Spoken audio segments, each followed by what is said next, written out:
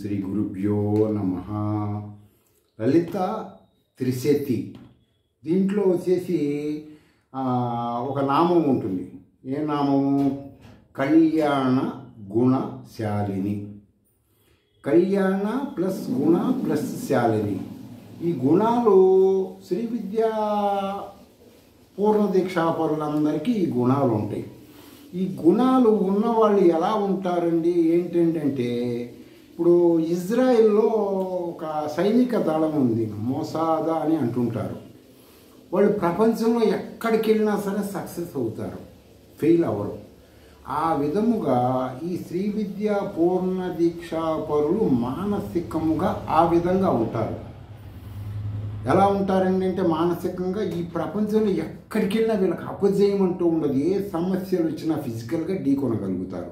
అందుకే నేనేమంటున్నాను, ఇప్పుడున్నటువంటి జనరేషన్ వాళ్ళందరూ కూడా మీ ఫోన్ల ద్వారా నెట్లోకి వెళ్ళి ఉపనిషత్తుల్లోకి వెళ్ళండి, శ్రీ విద్య అంటే ఏంటో తెలుసుకోండి.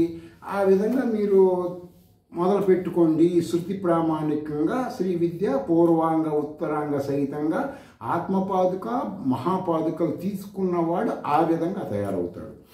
సరే, ఇప్పుడు ఈ కళ్యాణ గుణశాలిని అనే దాని గురించి సాధకుడు నిరంతరం అలౌకిక విషయాలు మరిచిపోయి శృతి ప్రామాణికమైన మంత్రాలు ప్రజలకి శ్రీ విద్యా పూర్ణ దీక్షాపరుడు అంటే అదే అర్థం అన్నమాట. ఏమని? వాడి దృష్టి ఎప్పుడు భౌతికంగా ఉండదు. వాడంతా వాడి మాటలు కానీ వాడి విధానాలు కానీ అన్నీ కూడా ఇంటర్నల్గా ఉంటాయి. కఠోపనిషత్తులో దీని గురించి, ఈ శ్రీ విద్యా పూర్ణ దీక్షాపరుల గురించి కఠోపనిషత్తులో ఒక కొంచెం చిన్నంగా ఒక ఉంటుంది, దాన్ని క్లుప్తంగా చెబుతాను అన్నమాట. కఠోపనిషత్తు అంటే కృష్ణ యజుర్వేదానికి సంబంధించిన ఉపనిషత్తు ఇది. ఈ ఉపనిషత్తులో గౌతముడు అని ఒక ఋషి ఉంటాడు. అతను శ్రీ విద్యా పూర్ణ దీక్ష తీసుకున్నటువంటి జ్ఞాని. అతనిని వాజశ్రవణుడు అంటారు. శ్రవసుడు, శ్రవణుడు ఏదైనా అనొచ్చు. అక్కడ ధాతువులను బట్టి పేరు మారుతుంటుంది. మాకు అర్థం కాలేదండి వాజశ్రవసుడు ఎవరు అంటే, ఇంకా మాకు బాగా క్లారిటీగా చెప్పండి అంటే, ఇప్పుడు శృతి ప్రామాణిక సన్యాస ధర్మాలు కొన్ని ఉంటాయి. శృతి విరుద్ధంగా కాషాయ ధర్మాలు కొన్ని వేలు ఉంటాయి అన్నమాట. శృతి ప్రామాణికంగా తీసుకోవడం అంటే కాషాయం. ఆ మధ్య మన కృష్ణానదిలో గత ముఖ్యమంత్రుల కాలంలో విశాఖపట్నం స్వామీజీ గారు వాళ్ళ చుట్టాలు అతనికి ఆ పీఠాధిపతి ఏదో జరిగినాయి, క్రతువులు జరిగినాయి. అప్పుడు చేశారు చూడండి. అవి శృతి ప్రామాణికంగా 75% సత్యమైనవి, 75% శృతి ప్రామాణికం. అంటే ఏంటంటే, శృతి ప్రామాణికం సన్యాసం అంటే ఏంటండి అంటే, ఇప్పుడు శవాన్ని పూడ్చిపెట్టినా కాల్చేటప్పుడు ఏం చేస్తారు? మొత్తం తీసేస్తారు. నామరూపంలో ఆల్రెడీ ప్రాణం పోయినాక నామరూపాలు పోయినాయి కదా. సన్యాసం బట్టలు మొత్తం తీసేస్తారు. అక్కడ తీసేసి లాస్ట్ అండ్ ఫైనల్గా అతను కన్న తల్లి కానీ తండ్రి కానీ ఆ బ్లడ్ అందరినీ పిలుస్తారు. ఆఖరిసారే వీళ్ళతో వాళ్ళ మాట్లాడుకోవడం మంచి అటలు. తర్వాత నుంచి అతనికి వీళ్ళకి ఏ రిలేషన్ ఉండదు. ఇతనికి ఆ సన్యాసం ఇచ్చిన గురు సాంప్రదాయంలో ఒక పేరు ఉంటుంది, ఏదో వాళ్ళ సన్యాసం పేర్లు ఉంటాయి కదా, ఆ పేరు ఉంటుంది. ఇవన్నీ శృతుల ప్రామాణికంగా ఉండాలి. అంతేగాని ఏదో కాశీ వెళ్ళి 10,000 ఖర్చు పెట్టుకొని వేషం మార్చుకొని వచ్చి మేము కాశీలో సన్యాసం, అవి కాదన్నమాట. అవన్నీ దీనికోసం. అసలు సన్యాసం అంటే మీకు ఇంకా మీరు చెప్పేది ఎట్లా నమ్మాలంటే, సన్యాసోపనిషత్తు ముక్తికోపనిషత్తుల్లోకి వెళ్తే మీకు ఇవన్నీ మీకు కనపడతాయి నేను చెప్పేవన్నీ. సరే, ఈ వాయుశ్రవణుడు ఏం చేస్తాడు? సహజంగా ఇంకొకటి కూడా చేయాలి సన్యాసం తీసుకునేవాడు. ఇప్పుడు నాకు తెలిసి 99% మంది ఇది చెయ్యరు. 99% మంది. ఒక్కడు ఉంటాడు చేసేవాడు. వాడు ఎక్కడ ఉంటాడో మనం కనిపెట్టలేమన్నమాట. వాడు పరబ్రహ్మం అన్నమాట. ఏంటండి ఆ ఒక్కటంటే, వాడికి ఏ ఆస్తులు మొత్తం వాడికంటే ఏమున్నాయి ఆ మొత్తం వాడి కులంలో వాళ్ళకి కానీ ఎస్సీ బీసీలు ఎవరు డబ్బులు లేకుండా ఇబ్బందులు వాళ్ళందరికీ పనిచేసేయాలి. పనిచేసి ఏమీ లేవు, ఇంక శవం అప్పుడు ఆ దీక్ష తీసుకోవాలి. ఇప్పుడు అందరూ ఏం చేస్తున్నారు, కోడళ్ళు, కొడుకులు, మనవాళ్ళు, మనవరాళ్ళు, ముని మనవాళ్ళు వాళ్ళ పేరుతో రాయటం, స్వామీజీలు గెటప్పులు వేసినాక వాళ్ళ పిల్లలంతా రియల్ ఎస్టేట్ వ్యాపారాలు చేయటం, ఇవన్నీ చూస్తున్నాం కదా పేపర్లో. శృతులు మీరు అందుకే నేనేం చెబుతున్నాను, మీరు అంతసేపు శృతులకి వెళ్ళండి. ఇప్పుడు కాళహస్తి టెంపుల్ గురించి ఉంటుంది. టెంపుల్లోకి వెళ్తే దీపం ఇట్లా కొట్టుకుంటూ ఉంటుంది, ఆ వాయులింగం అంటారు. దాని గురించి పురాణాలు గంటలు గంటలు చెబుతారు. శృతి ప్రామాణికంగా దాని గురించి అడగండి, ఏం చెబుతారు? ప్రతి మానవుడు శివలింగమే, వాడిలో ప్రాణం అనేది ఆ వాయు రూపంలో ఉంటుంది. అది పోతే తీసి బయట పారేస్తారు. అది ఉన్నప్పుడే నువ్వు ఎన్ని డ్రామాలైనా ఆడాలి. ఏం డ్రామాలు ఆడాలి? పొట్టకూటి డ్రామాలు కాదు కదా. ఉపనిషత్తులు ఏం చెప్పినా నేనేం చేస్తున్నాను, కుటుంబ పెద్దగా ఎలా ఉండాలి, ఎలా ఉండకూడదు, ఇవన్నీ అక్కడ ఉన్న ఆ శివలింగాన్ని చూసి తెచ్చుకోమని చెప్తున్నారు. జ్ఞాన ప్రసన్నాంబ అంటే ఏంటి? నీ శరీరంలో సగం ఎప్పుడైతే నువ్వు అందులోకి వచ్చి తెలుసుకుంటావో సగం జ్ఞానం కాస్త ఫుల్ జ్ఞానం అవుతుంది. ఇప్పుడు పెరాలసిస్ అంటే ఏంటి? పక్షవాతం అంటే పక్ష అంటే సగము, వాతం అంటే సగం వాతం వచ్చింది. వాతం అంటే ఏంటి? ఎయిరు ఒక సగం వైపు పని చేయకపోతే వాటి పక్షవాతం వచ్చింది అంటారు కదా. అలాగే జ్ఞాన ప్లస్ ప్రసన్నాంబ, నీ సగం శరీరం శ్రీ విద్యలోకి వచ్చి మా శృతుల ప్రామాణిక జ్ఞానం, సగం శరీరం జ్ఞానం వస్తుంది. మిగతా ఆటోమేటిక్గా నువ్వు శివలింగం కాబట్టి ఫుల్ వచ్చేస్తుంది. కొన్ని కూడా అర్థాలు ఉంటాయి. మేము అమెరికా నుంచి వచ్చామండి, రాహుకేతువులు పూజ చేసామండి, మా పని అవ్వలేదంటే మీరు ఆ పని చేయాలి కదా. ఉపనిషత్తుల్లోకి వెళ్ళి కాళహస్తిలో రాహుకేతువులు పూజ చేస్తే మా అబ్బాయికి అమెరికా వెళ్తాడా, లేకపోతే ఉద్యోగం వస్తుంది అని అడగండి. ఉపనిషత్తు చెప్పిన దానికి వచ్చేయండి, చెప్పకపోతే చేయవాకండి. నేనేం చెప్తాను, ఎంతసేపు చెప్పినా మిమ్మల్ని మీరు తెలుసుకోండి అని చెబుతున్నాను. ఎవరి మాటలో విన్నామండి, మేము ఇవి చేసామండి చెప్పేవాడు 100 చెబుతాడు. ఇప్పుడు కాంపిటీషన్ కదా, ప్రవచనాలు కాంపిటీషను. రోజుకు ఒకటి పుడుతుంటాడు, రోజు ఒకటి చెబుతుంటాడు. ఎవడి కలెక్షన్ వాడింది. శృతుల ప్రామాణికంగానే ఎవడేం చెప్పాలి, అది ఎవడు చెప్పడు. ఎందుకు చెప్పడు? అయ్యోతే ఆవిడ గుళ్ళు గోపురాలు గోడుగా ప్రతి ఓడు పరబ్రహ్మ జ్ఞానంలోకి వెళ్ళి అందరు ఇజ్రాయెల్ సైన్యం మోసాదులాగా ఉంటారు. సరే, ఇక ఈ కథలోకి వస్తే కఠోపనిషత్తులో ఈ పూర్ణ దీక్ష తీసుకున్న అతను ఏం చేస్తాడంటే అందరికీ పంచకుండా అతనికి ఏమి పనికి రావు. సహజంగా ఇప్పుడు ఎవరన్నా ఏమన్నా మా గుడ్డలు లేవండి, మా పిల్లలకి మనం పనికిరానివే ఇస్తాం. అది పాపం అన్నమాట. అది శృతులలో పాపము. నువ్వు వేసుకున్న తీసియాలి, లేదా నువ్వు వేసుకోవడానికి పెట్టింది ఇవ్వాలి.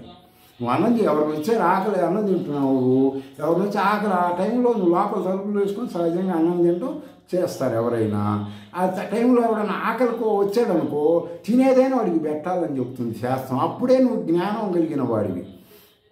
కుళ్ళిపోయినవో మిగిలిపోయినవో అవన్నీ వాళ్ళకి పెడితే తప్పు కదా. ఆ విధంగా ఈ వాజేశ్వరుడు అనేవాడు ఏం చేస్తాడు, అప్పట్లో గో సంపద బాగా ఉండేది. ఇప్పుడు మనం బంగారం డబ్బులు ఎలా దాచిపెట్టుకుంటున్నామో బీరువాల్లో వాటిల్లో వీటిల్లో, అప్పుడు ఖాళీ స్థలాల్లో గోవులను బాగా పెంచేవాళ్ళు. ఆయన ఏం చేశాడు, ఇంకా సావడానికి సిద్ధపడ్డ గోవులు ఉంటాయి కొన్ని, ఆ మొత్తాన్ని తీసుకొని వేదం చదివిన వాళ్ళకి ఇస్తుంటాడు. తీసుకోండి, దానం కింద తీసుకోండి అని. సరే, వాళ్ళు ఏం చేస్తారు, ఇది శ్రీ విద్య ఉపాసన అయినా వీడికి బుద్ధి రాలేదు, వీడికి ఆత్మపాదుకాను ఇవన్నీ అయినాయి కదా, అయినా కూడా వీడేంటి ఈ అనుష్ఠానం చేయటం లేదు. ఇప్పుడు గుర్తుపెట్టుకోవాల్సింది ఏంటంటే శ్రీ విద్య పూర్ణ దీక్ష అయినా కూడా జ్ఞానం రాదు. ఎందుకు రాదండి అంటే డాక్టర్ ఎంబీబీఎస్ చదువుకున్నవాడికి జ్ఞానం వస్తుంది. గవర్నమెంటు ఏదో ఒక కొన్ని ఇబ్బందులు ఇచ్చా కొన్ని కారణాలతో ఎవరికైనా డాక్టరేట్ అని గౌరవ బిరుదు ఇస్తారు కదా. ఆ గౌరవ బిరుదు ఇచ్చిన వాడు వచ్చి ఆపరేషన్ చేసుకొస్తానంటే కుదరదు కదా, చచ్చుకుంటాడు అవతలోడు, ఈయన జైల్లో పెడతారు. అలా పూర్ణ దీక్ష అంటే ఏంటి, వాడు ఎంబీబీఎస్ చదివిన వాళ్ళలాగా మదనం చేయాలి మంత్రాలను ఎప్పుడు మదనం చేయాలి. అందుకే క్షీరసాగరం మదనం అంటే అది. అంతేగాని అటు ఇటు తిప్పారు, అందులో వజ్రాలు వచ్చినాయి, విషం వచ్చింది, అవి ఇవన్నీ ఏంటంటే పురాణ కథలు. వాస్తవం ఏంటి, ఆ విధంగా నీ శరీరంలో ఉన్నది మదనం చేస్తూ ఉంటే ఆలాహలం వస్తుంది. ఎప్పుడైనా శ్రీ విద్యోపాసకులు 1 సంవత్సరం వరకు పూర్ణ దీక్ష కఠినంగానే ఉంటాయి. సంవత్సరం తర్వాత కానీ అమృతం రాదు. ఎలా వస్తుందండి అమృతం? మాకు ఒక చిన్న ఉదాహరణ చెప్పండి అంటే, సౌందర్యాలు శంకరాచార్యులు వారు చెప్పారు. ఏం చెప్పారండి ఆయన అంటే, మూలాధార చక్రములో అగ్ని రూపంలో ఒక చిన్న అణువు ఉంటుంది. ఇవన్నీ చెప్పాడు అనుకో ఆయన.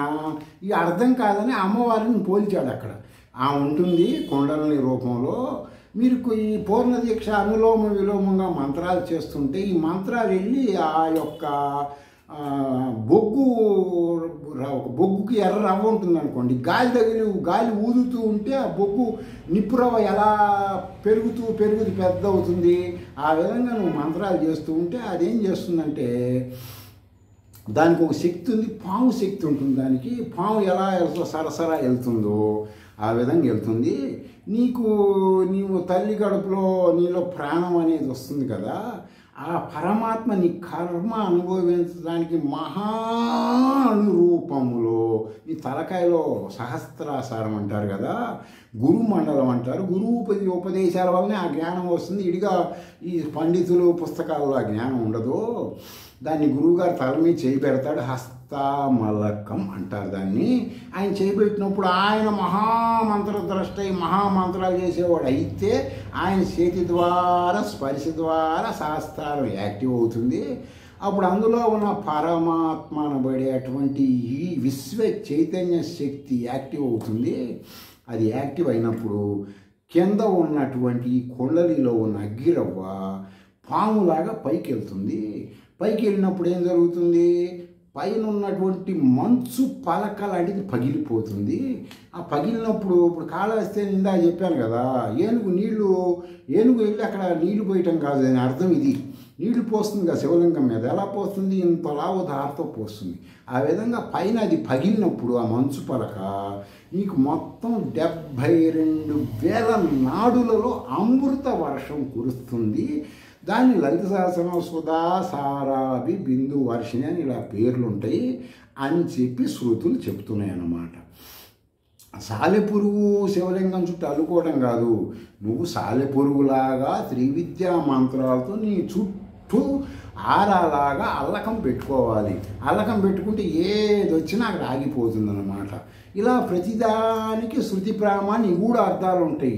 ఉదర పోషణ అర్థాలు ఏంటంటే ప్రజల్ని గందరగోళంకి పరిగెత్తిస్తుంటాయి అన్నమాట. నేనేం చెప్తున్నాను, పరిగెత్తద్దు, నిలబడండి. మీ వెనక భూమి ఉంటుంది, మీరు భూమి ముందు ఎందుకు పరిగెత్తారు, మీరు తూర్పు తిరిగి దండం పెడతారు. సరే, ఎవడో ఒక ఫిలాసఫీ తెలిసిన వాడు శ్రీ విద్యోపాసకుడు మీ దగ్గరికి వస్తారు, మీరు సిద్ధాంతులు చెప్పారు, పూజలు చెప్పి తూర్పును కూర్చొని చేస్తుంటారు. మరి ఏమంటే సైన్స్ పరంగా భూమి తిరుగుతూ ఉంటుంది కదా గుండ్రంగా, తిరిగేటప్పుడు భూమి తూర్పేటు పడమరి తన్నాం అనుకో సమాధానం చెప్పలేం కదా, వాస్తవమే కదా, సైన్స్ చెప్తుంది కదా. అప్పుడు శృతులు ఏం చెప్పినాయి, దాన్ని బట్టి మనం అప్పుడు అక్కడ సమాధానం చెప్పగలగాలి, మాట్లాడటానికి వీలు లేకుండా. అది ఎప్పుడు తెలుస్తుంది ఆ జ్ఞానం, నువ్వు అనుష్ఠానం చేస్తే తెలుస్తుంది. నువ్వు డిగ్రీ తగిలించుకొని బయట బోర్డు పెట్టుకుంటే తెలియదు కదా. ఏం పూర్ణదీక్ష అంటే ఏంటి, అమృత వర్షం కురిపించే మంత్రాలు తెలుస్తుంది. పంచదశి ఒక్కటే చేస్తే మంత్రాలు పైన మంచు పాలకలు పగలవు కదా, కింద నుంచి పైకి వెళ్ళాలి కదా. అది సబ్జెక్ట్ శ్రీ విద్య పూర్ణ. సరే, ఈ వాజశ్రముడు ఈ విధంగా పనికి మాలిన ఆవులు మొత్తాన్ని ఇంగానే వాళ్ళ అబ్బాయి వస్తాడు.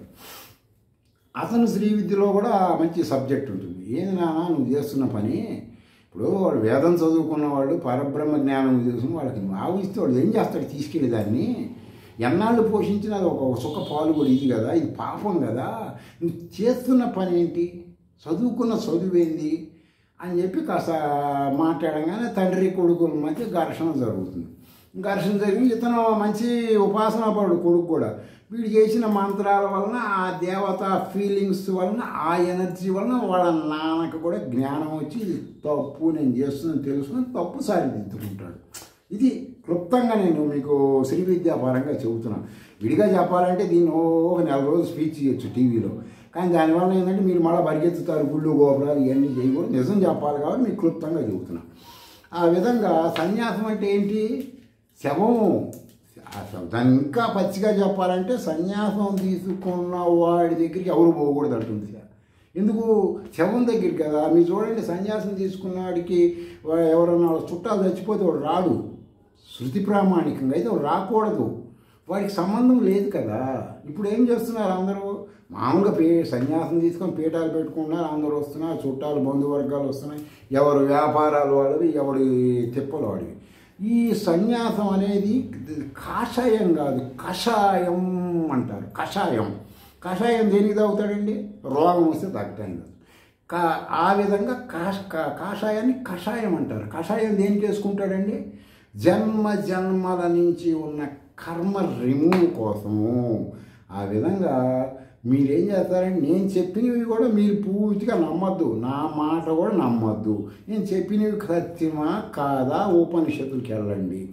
ఎవరో వచ్చారు మీ చేత, ఏమన్నా ఇది చేయండి బాగుంటుంది, అది చేయండి బాగుంటుంది అన్నాను అనుకో, అవన్నీ మీరు సరేలే. ఇప్పుడు వాళ్ళు ఏదో ఎవరు తిప్పులు వాళ్ళకి, మీరు ఎమ్మటి ఫోన్ పెట్టి ఉపనిషత్తులు ఇవన్నీ చేయొచ్చా చేయకూడదు కనుక్కోండి. జ్ఞానకాండలు అంటారు వాటిని, వేదము కర్మకాండలు. అందులో ఉన్న కర్మకాండల అర్థాలు శబ్దాలు సంధ్యావందనం చేసి ఉండాలి, వేదం చదువుకున్నాడు, వాడు చెయ్యాలి, అవన్నీ పని చేస్తాడు, అది పని చేయమని చెప్తున్నాయి కదా. మరి వాడు ఇవన్నీ మీకు తెలియదు కదా, వాడు ఏం చేశాడో ఏం చదివాడు మీకు తెలియదుగా, వాడేదో చెబుతాడు మీరేదో నమ్ముతారు. అందుకని నన్ను జ్ఞానకాండలు పట్టుకోండి. శంకరాచార్య వారు అదే కదా చెప్పింది. ఆయన వేదాల గురించి ఏమైనా చెప్పాడా? అంత శృతుల గురించి చెప్పాడు. వివేకానందుడు ఏమని చెప్పాడా? వేదాల గురించి ఉపనిషత్తుల గురించి చెప్పాడు. రమణ మహర్షి అరుణాచలం వచ్చి గుళ్ళు తిరగమని చెబుతున్నాడా? నాలాగా ఉండన్నట్టున్నాడు ఆయన. అర్థమైంది? రమణ మహర్షిలాగా జీవించాలి, అంతేగాని అరుణాచలం వచ్చామని రమణ మహర్షి ఈ ఉపయోగం ఏముంది చెప్పండి? దానికి ఇప్పుడు కృష్ణుడు మహాశ్రీ విద్యా ఉపాసకుడు, ఆయన గురించి చాందోపనిషత్తులో గ్రంథాలు ఉంటుంది, అంత సబ్జెక్ట్ ఉంది ఆయనకి. వీళ్ళందరూ ఈ పాండవులందరూ ఈ జనాల్ని యుద్ధం తర్వాత అందరిని చంపేసిన తర్వాత పాపాలు పోవడానికి గుళ్ళు గోపురాలు నదులు తిరుగుతూ కృష్ణుని కూడా రమ్మంటారు. నేను రాను ఇలాంటి వాటికి నాకేం పని, నేను ధర్మం కాపాడటానికి పుట్టాను, ధర్మం అయిపోయింది, నేను చేసిందే ధర్మమే, శృతి విరుద్ధంగా చేయలేదు, మీకు ఆ ఫీలింగ్ ఉంది కాబట్టి మీరు పోండి అంటాడు. అన్నప్పుడు కాదుకూడదు, వీళ్ళందరూ ఒత్తిడి చేస్తారు. చుట్టాయి కొన్ని కాంప్లికేషన్స్ ఉంటాయి కదా, మనకు కూడా మన కుటుంబ సభ్యులు వచ్చి మనల్ని ఇబ్బందులు పెడితే కొన్ని కాదనలేం కదా. అట్లా ఇబ్బంది పెడితే సరే ఓ పని చేయండి, ఒక సొరకాయ ఇస్తాడు వాళ్ళకి.